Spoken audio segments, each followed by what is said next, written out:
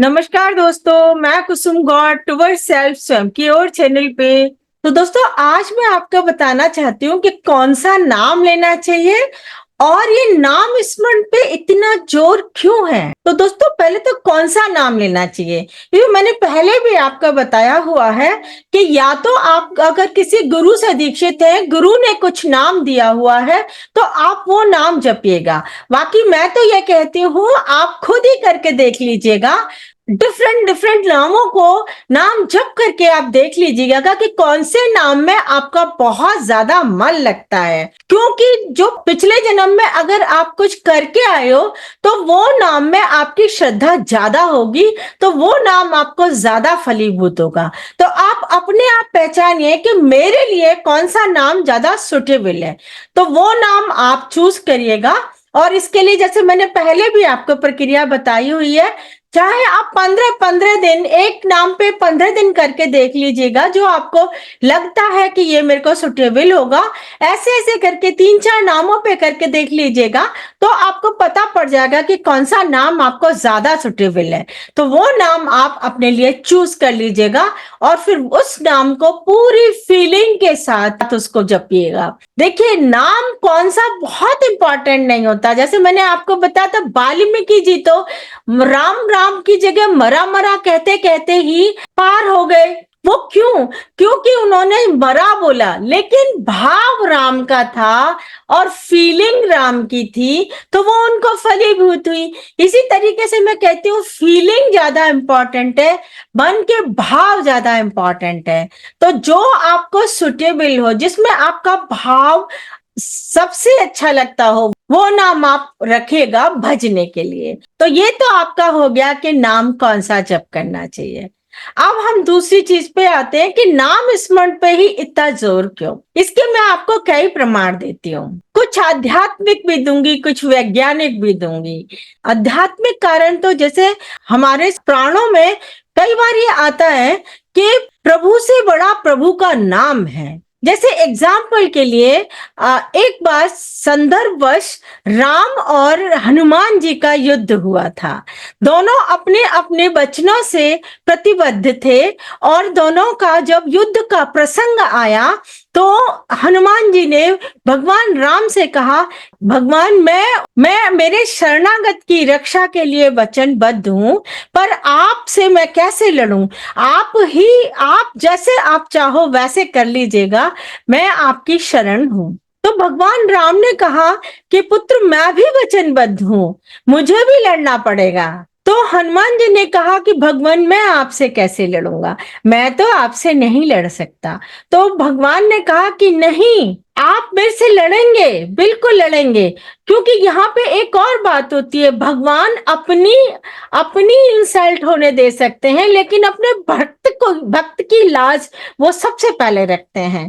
तो उन्होंने कहा, नहीं हनुमान, तुम्हारे वचन के लिए मेरे से लड़ोगे, लेकिन है ना, तुम मेरा नाम लेके लड़ोगे। मेरा नाम मेरे से भी बड़ा है, तुम मेरा नाम लेके लड़ोगे। और हुआ भी यही, राम और हनुमान जी का युद्ध हुआ तो उसमें हनुमान जी की ही जीत हुई थी। तो ये साबित हो जाता है कि प्रभु से बड़ा प्रभु का नाम है। इसी तरीके से जब राम सेतु बन रहा था तो उस समय भी राम वहां थे, लेकिन वो उस काम को सेतु नहीं बना सके। लेकिन वही पत्थरों पे जब भगवान का नाम लिखा गया राम, और वो पत्थरों से वो पूरा सेतु बन गया। तो इस तरीके से प्रभु से बड़ा प्रभु का नाम है। नाम की महिमा तो बहुत है, बहुत अपने ग्रंथों में गाई हुई है।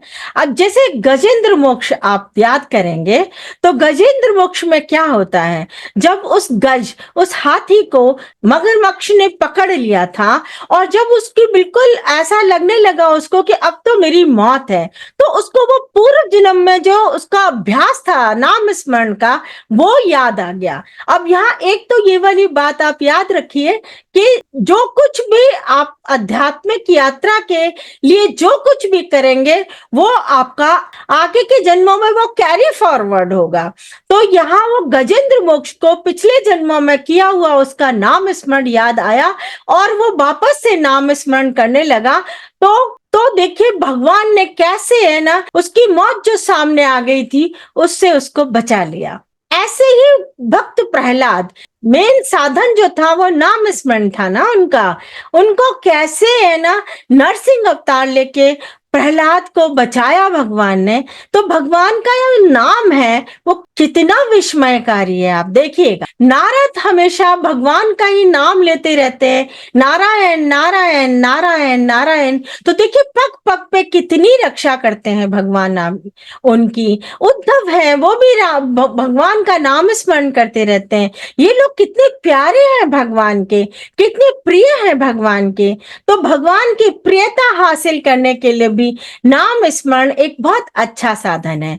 और दोस्तों जो कलयुग के समय में तो ये नाम स्मरण और भी ज्यादा इम्पोर्टेंट हो जाता है। मैंने आपको एक वाकया सुनाया था कि जब भगवान कृष्ण से पांचों पांडव पूछते हैं कि कलयुग कैसा होगा, उसमें जो पांचवा भाई जो बताता है कि एक बहुत बड़ा पत्थर पहाड़ की चोटी से गिरता जा रहा है, गिरता जा रहा है, गिरता जा रहा है, किसी से भी नहीं रुक रहा। बड़ी बड़ी चट्टानों को तोड़ के चलता चला आ रहा है, बड़े बड़े वृक्षों को तोड़ के चलता चला आ रहा है, और किसी से नहीं, बड़ी बड़ी विध्वंसकारी करते हुए चला आ रहा है, वो किसी से नहीं रुक रहा है।